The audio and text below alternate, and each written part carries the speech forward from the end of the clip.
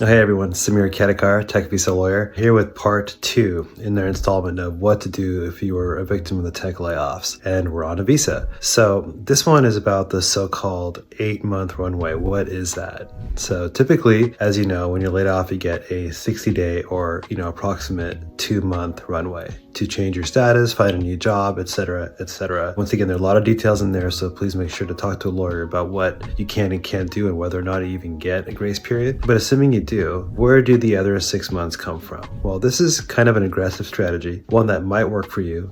Super risky, so make sure you work with somebody who knows what they're doing, i.e. an immigration lawyer. But if you get towards the end of the 60-day grace period and you can't find a job to transfer into with an H-1B, you could, in theory, apply for a change of status to a B2 tourist, okay, on the form I-539, which can be filed online. So doing so means that you can apply for a stay of 6 months, so 2 months plus 6 months, and that's where the 8 months comes in. As a practical matter, most offices, USCIS, are not even getting to these applications for more than 6 months, if not 8 months or longer.